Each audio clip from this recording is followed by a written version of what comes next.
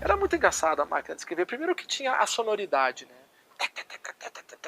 Aquilo é muito musical, assim. Como não tinha sistema intranet, os repórteres conversavam muito com o editor. Todo o processo era tete a tete. Eu não peguei, na Gazeta eu peguei só, nos jornais eu peguei só o tempo romântico das máquinas de escrever. Eu não peguei computador, vim pegar computador depois de algum tempo em televisão. A pauta também era em papel, né? A pauta era em papel. Você chegava na tua mesa, já estavam lá as 3 datilografadas também, as 3 pautas que você tinha que fazer, quem que você podia entrevistar, tal. E a gente saía para rua, né? Quase todo o processo era na rua. Tinha fila no transporte, né, para quem chegava antes, porque até para você pegar o teu motorista de preferência, porque é um clássico do jornalismo isso, né? Pegava um carro, né, com motorista, que geralmente era um Fusca ou uma Kombi. A Kombi era utilizada para a distribuição do jornal e era utilizada para reportagem também. 3 pautas por dia a gente tinha que cumprir. Mas a gente não tinha nenhum recurso tecnológico. O máximo que a gente tinha era um fax. Né? Então, telefone só fixo, não tinha celular. O que a gente fazia? A gente tentava marcar algum contato por telefone, né, para fazer as entrevistas, as reportagens, e saía meio assim no escuro. Então a gente pegava a pauta e saía correndo pro transporte para você ir para a rua, né? Porque era esse era essa a regra. E voltava pro final da edição, no final do dia, para datilografar e entregar pro Nelson. Aí era uma questão dos editores. Às 6 da tarde entrava outro grupo só para editar. E a gente ia atrás da pauta. E a pauta tinha, as 3 matérias tinham que estar prontas, redigidas, naquele mesmo dia, até no final da tarde, comecinho da noite, porque ela tinha que entrar na edição do dia seguinte. Né? Era a pauta do dia a dia, da coisa que estava acontecendo, que ia acontecer, que não podia, não existia muito matéria de gaveta. A gente não fazia, porque não dava para fazer matéria e deixar guardado. Né? Tinha que ir dia a dia.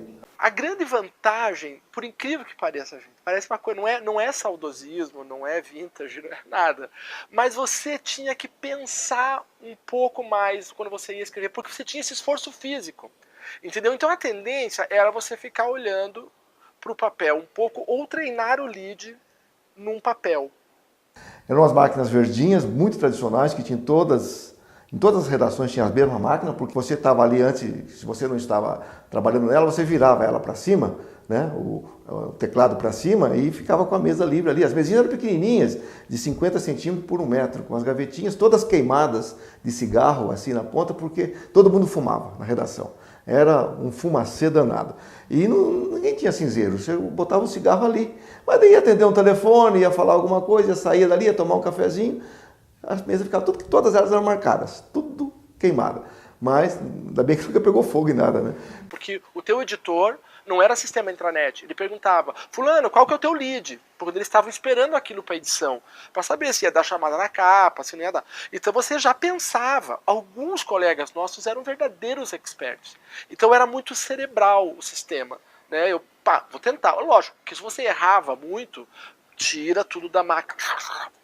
Volta e meia você via algum que naquele dia não estava concentrado, arrancando.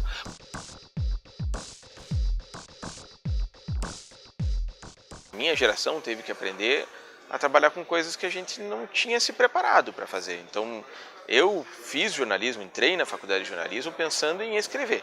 Era o que eu gostava de fazer. Convivi com jornalistas muito mais antigos do que eu na profissão, que mantiveram o seu processo tradicional de produção, de conteúdo, e os novos que já chegavam com essa visão mais multiplataforma, né? Com essa visão mais multimídia, de transmissão da informação, e já estavam muito familiarizados com essas novas tecnologias. Nós éramos os estranhos dentro dessa redação. Então, a gente, lá por 2000, 2001, acho que eu estava na reportagem já, e eu fazia reportagem de online, e você não conseguia se comunicar com as pessoas dentro da redação, porque todo mundo achava que havia uma disputa. Então, a gente chegou a ter, eu não vou citar nomes, mas eu cheguei a ligar para entrevistados que me falou que a própria reportagem da Gazeta do Povo pediu para não falar com o online da Gazeta do Povo. Todo mundo se defendia como podia naquela época. Né? Então tinha alguns que já estavam mais avançados, mas ainda era assim, nós éramos competidores internos, nós éramos os sanguessuga naquela época. Quer dizer, eles tinham todos os recursos, era o principal produto, e nós usávamos toda essa produção para tentar alavancar um produto que ia canibalizar, no fim das contas, o produto principal. Eu acho que a geração que veio um pouquinho antes da minha sofreu mais, assim, o pessoal que ainda estava na máquina de escrever, assim, esse pessoal acho que acabou muita gente sofrendo a ponto de desistir ou de... Não peguei esse pessoal na redação mais, justamente eu cheguei na época da transição, a redação acho que tinha sido informatizada uns 3 anos antes de eu entrar aqui, mais ou menos 3 anos por aí. Então esse pessoal já estava saindo, assim, até por outros processos também que estavam acontecendo na época. Porque é possível coexistir os dois modelos, né?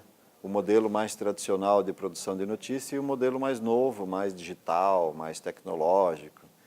É óbvio que esses dois modelos vão coexistir até que os mais antigos se aposentem ou, sei lá, desapareçam das redações. Porque aí depois, obviamente, a tendência é de ficar apenas o repórter multimídia. Então veja, quando chega o computador, ele vai mexer com o hábito arraigado. Dizem que o hábito é uma segunda natureza. Essa fluidez exagerada tornava a matéria leve demais, enquanto que a máquina, parece por ela ser pesada também, ela tinha uma coisa da impressão que já vinha ali, da preocupação com o peso da frase e tal. Porque as pessoas resistem à mudança, é típico, né? Assim, é um comportamento normal do ser humano se bater com mudanças, reagir e tentar manter as coisas como elas são, como elas eram. Alguns trouxeram suas máquinas de escrever para a redação, era muito engraçado, né? Então havia várias máquinas de escrever na redação junto com o computador, assim como uma segurança, sabe? Até o dia em que elas saíram dali. Você escrevia a matéria no Word, salvava, fechava ela num computador, o editor abria no outro computador, você tinha que gritar para ele que tinha fechado, ele abria, mexia no texto, daí fechava, o diagramador puxava do Word, fazia um Ctrl+C, Ctrl+V para outro programa, que daí era um programa já especializado, acho que era PageMaker na época, e daí então assim, envolvia uma série de passos. Hoje em dia é muito mais fácil, né? Você faz a pauta nele, você escreve a matéria nele, ele já está diagramado no mesmo sistema, então você escreve a matéria já vendo se ela está do tamanho ou não, se ela está estourando, você corta ali mesmo, várias pessoas podem acessar a página ao mesmo tempo, então é tudo muito mais fácil, né? Isso do ponto de vista assim de produção, né? De como as coisas são feitas. A minha maior dificuldade sempre foi e continua sendo o manuseio do ferramental tecnológico para poder interpretar, usar, extrair informações de um banco de dados, por exemplo.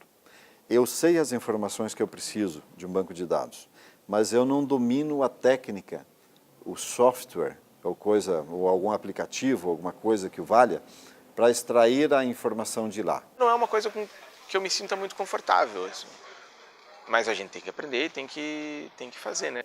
Eu não sei se por uma resistência ou dificuldade de se adaptar às novas tecnologias, mas muitos jornalistas bem mais antigos do que eu na redação, eles continuaram ter o seu processo de produção daquele modo tradicional mesmo, o texto apenas, sem incorporar nenhum recurso tecnológico. Você imagina uma redação cheia de gente andando e um varal preso com grampo lá as fotos, porque o editor às vezes pegava a foto molhada para fazer, ou ainda úmida para fazer a composição. E daí fazia as máscaras. Mas uma coisa que era bacana era que você botava na mesa. Então era muito comum ficar o editor, o repórter, mais quem estava passando, dizendo, não, essa foto aqui é melhor. Não, olha, põe a máscara, era pegar um papelzinho, você recortar. Era cheio de recorte de papel em redação, sabe? Cheio. Você prendia assim, olha, tá vendo? Vamos recortar assim, deixar ela alta. Ela tá traduzindo melhor o espírito da matéria. Essa discussão sobre a matéria, o sistema digital, eu acho que ele inibiu. Tá? Isso tem estudos do Ciro Marcondes Filho falando e tal. Porque você, no sistema analógico, ela era muito conversada antes, sabe? Porque era próprio. Só que não tem como, é um caminho sem volta.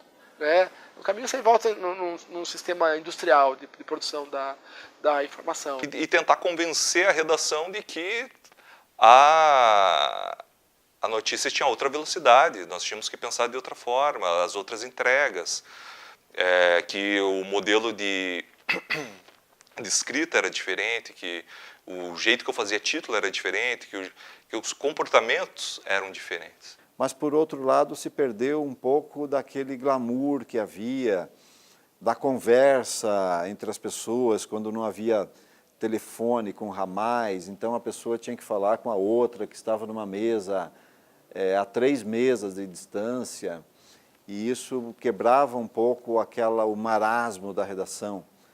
E então, acho que uma redação digital acabou provocando isso, um marasmo.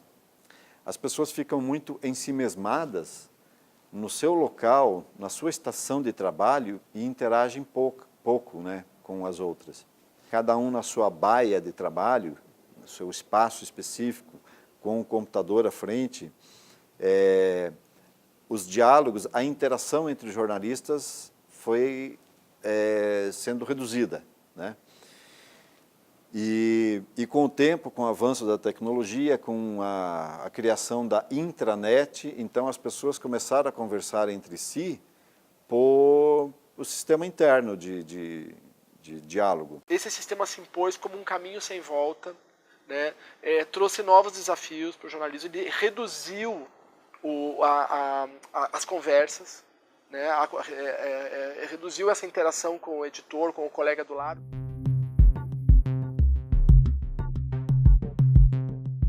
E quando eu entrei na Gazeta, a transição da produção ela já tinha se digitalizado.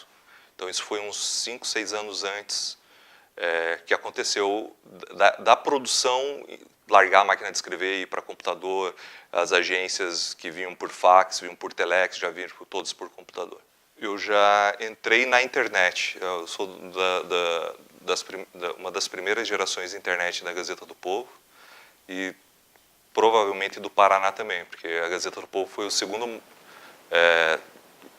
jornal do Brasil a entrar na internet, a fazer a transposição do que fazia no impresso para a internet, isso lá em 1996. A internet era um mini departamento dentro da redação, que tinha acho que 7, 8 pessoas, para transpor o jornal do dia, mas pouco mais do que isso.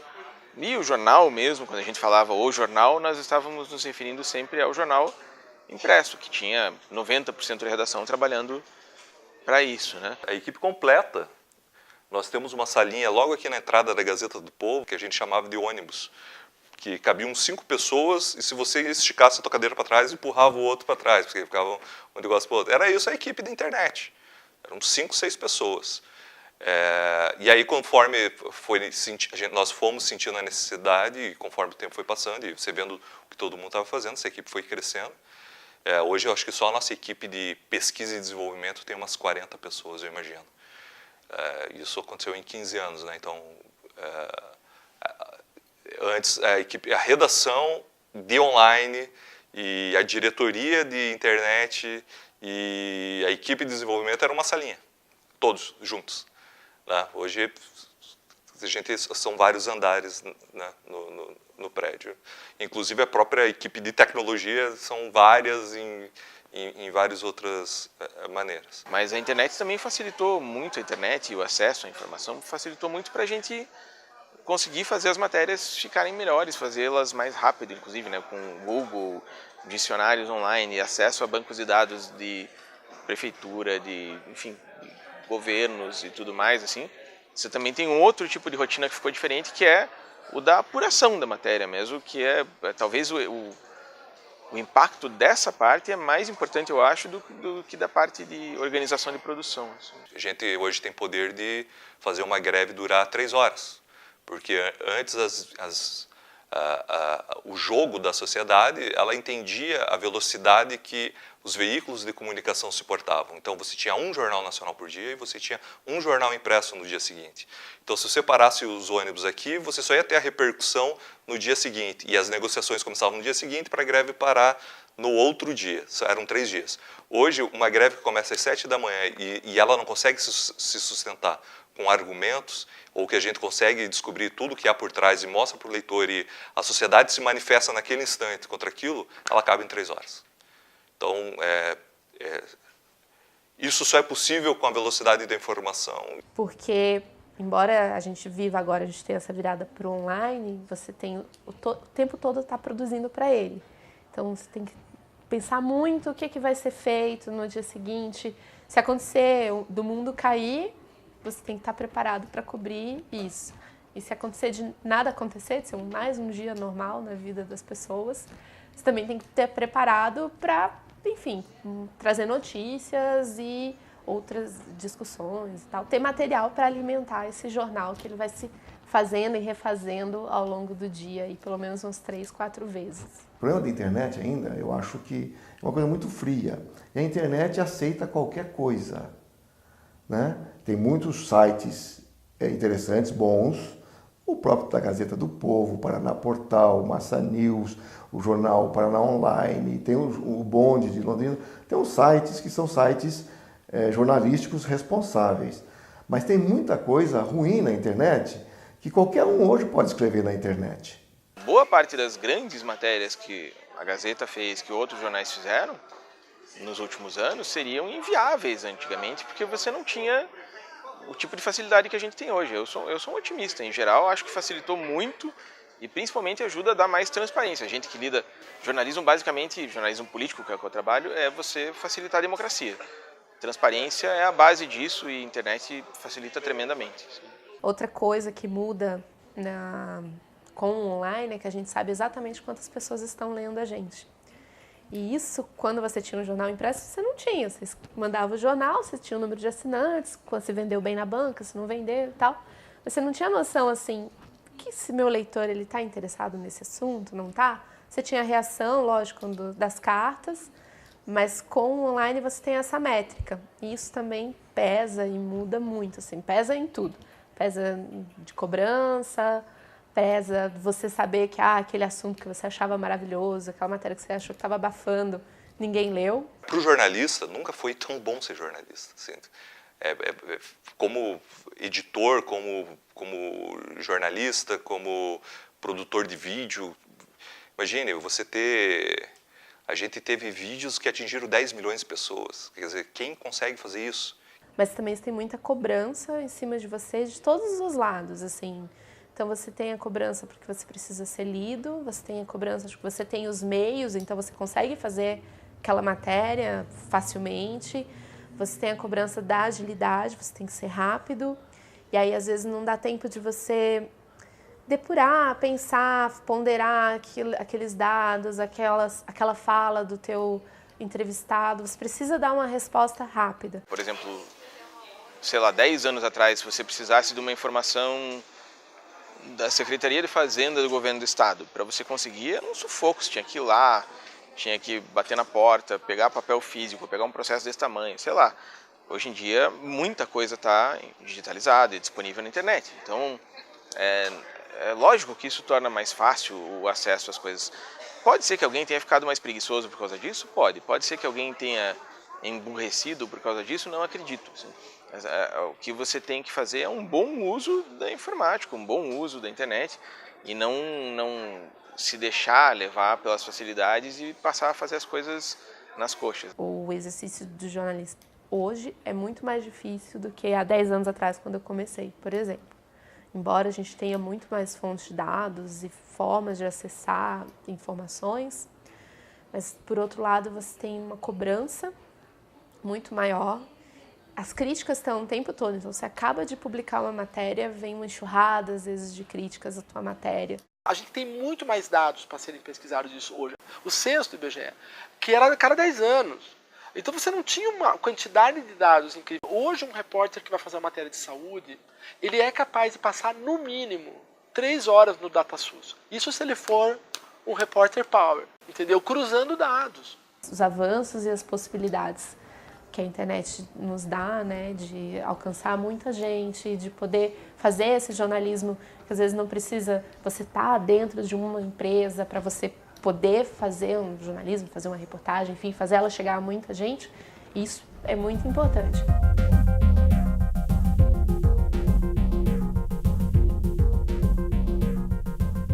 Eu sou muito otimista em relação ao futuro do jornalismo. Porque independente de se ele for feito numa plataforma em papel ou digital, se ele for feito em texto ou em vídeo, ou como é que o jornalismo vai continuar existindo por um fato simples. As pessoas precisam de informação para a vida delas e existem profissionais que sabem onde buscar essa informação, sabem como transformar essa informação em algo palatável, sabem como hierarquizar essa informação, que são os jornalistas. Então, o jornalismo vai continuar sendo muito necessário, embora o jornal talvez deixe de ser o meio de você obter essa informação no futuro. Eu acho que no futuro que a gente vai ter mais iniciativas independentes, de jornalismo independente. Eu temo um pouco essa questão do jornalismo, as pessoas falam assim, qualquer um pode ser jornalista, esse jornalismo sem informação. O que eu espero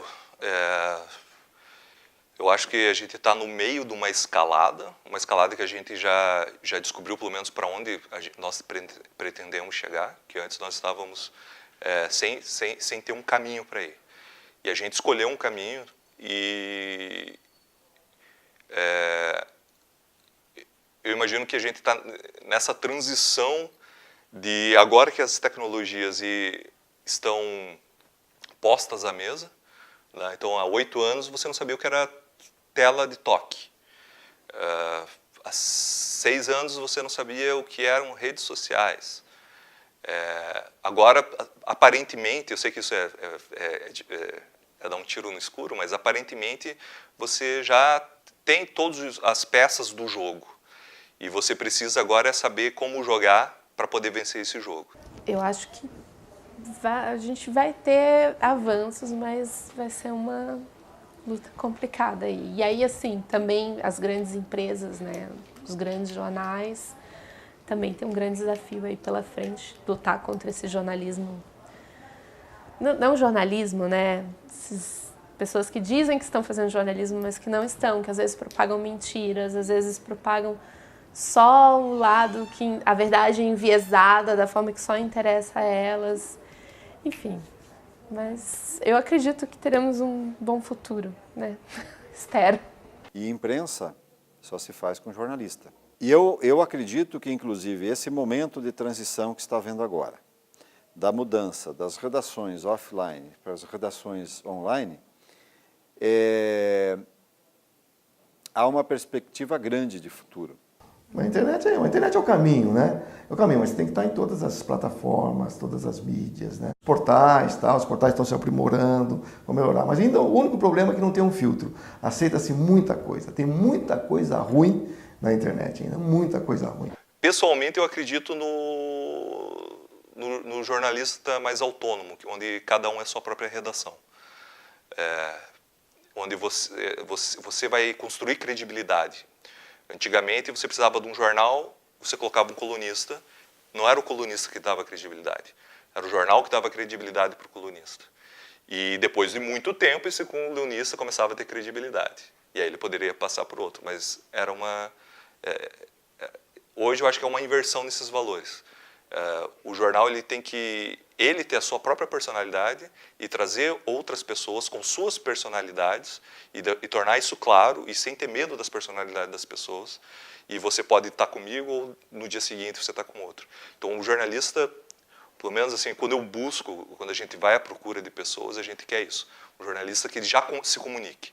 Ele não precisa de veículos de comunicação. O jornalista hoje é um veículo de comunicação. Antes, para você montar um jornal físico, um jornal em papel, além do elevado custo para a produção, você tinha um alcance limitado da tua informação. Você conseguia fazê-lo chegar a uma determinada região do estado ou eventualmente até o estado inteiro. Hoje, o teu conteúdo ganha o mundo.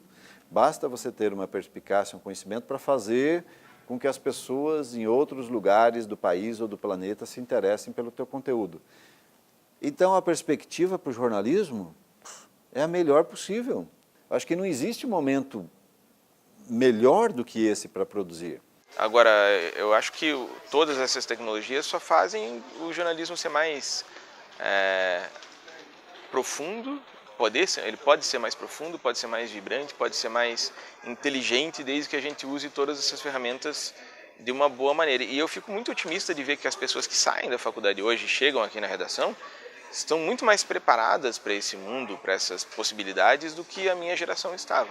A gente viu o pessoal que chega hoje com 22, 23, 25 anos aqui na redação, eles sabem como usar Excel, eles sabem como usar banco de dados, eles sabem como fazer pesquisa, coisas que a gente teve que aprender meio que de uma maneira improvisada. Então essa geração vai tornar a minha geração obsoleta muito rapidamente, assim, isso é bom. Eu quero ficar obsoleto o quanto antes, desde que, lógico, isso não substitua um outro tipo de conhecimento que eu acho fundamental, porque não adianta só a ferramenta também, se você não tiver conhecimento do que é política, se você não conhecer teoria política, se você não tiver conhecimento de história do teu país, etc, etc. Uma coisa não substitui a outra, mas você tendo esse conhecimento e tendo as ferramentas, é uma dupla vitória.